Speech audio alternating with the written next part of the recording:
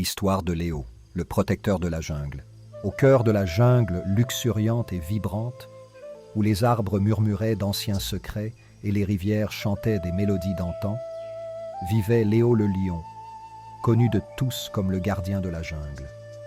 Léo n'était pas seulement le roi de la jungle, mais aussi son protecteur, veillant sur toutes les créatures avec un cœur brave et généreux. Un matin serein, alors que la jungle s'éveillait à la douce lueur de l'aube, un cri frénétique d'aide résonnait à travers les arbres. C'était Lila, le perroquet, connu pour ses plumes bleues vives et ses yeux perçants. Elle apportait des nouvelles qui lanceraient Léo dans un voyage inattendu. « Léo, le petit bébé tigre, Luno a disparu !» criait-elle, sa voix empreinte d'inquiétude. Sans une hésitation, Léo savait ce qu'il devait faire. « Nous devons trouver Luno », déclara-t-il, sa voix résonnant de détermination. « Aucun membre de notre famille de la jungle ne sera perdu ou effrayé tant que je suis là, » dit Léo. Puis Léo rugit pour rassembler les animaux de la jungle. Ainsi commença l'aventure palpitante de Léo le lion, alors qu'il se lançait dans la quête pour retrouver le bébé tigre perdu. À ses côtés, une bande d'animaux courageux se joignit à la recherche, chacun apportant ses compétences uniques au voyage. Il y avait Anna, l'éléphant, sage et forte, capable de dégager des chemins à travers le sous-bois dense avec aisance. Zico le singe, agile et rapide, sautait d'arbre en arbre, éclairait le chemin devant. Et bien sûr Lila, dont la vue perçante pouvait repérer les plus petits indices depuis le ciel. Au fur et à mesure qu'ils s'aventuraient plus profondément dans la jungle, Léo leur enseignait tous des leçons inestimables. À Hana, il parlait de bravoure, pas seulement la force de traverser les obstacles, mais le courage de se lever pour les autres.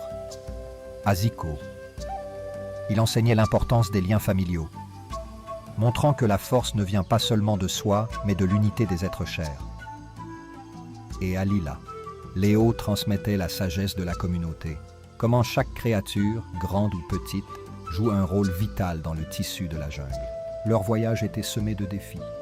Ils traversaient des rivières tumultueuses, naviguaient à travers des fourrés emmêlés et affrontaient les mystères de la jungle que beaucoup craignaient. Pourtant, à chaque pas, leur résolution ne faisait que se renforcer, liés par l'objectif commun de ramener Luno à la maison.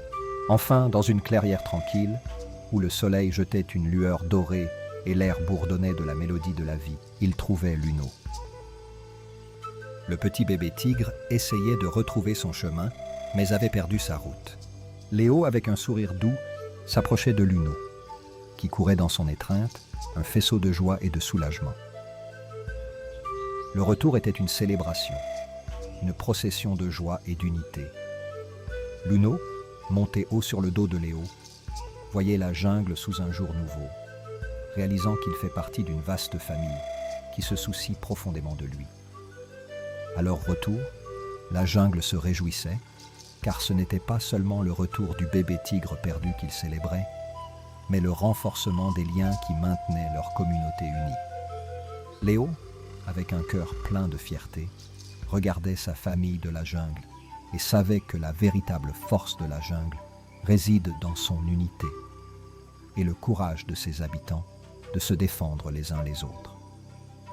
Les aventures de Léo le lion et du bébé tigre perdu devenaient un conte raconté à travers la jungle, une histoire de bravoure, de liens familiaux et de l'importance de la communauté, résonnant à travers les arbres et inspirant tous ceux qui l'ont entendu.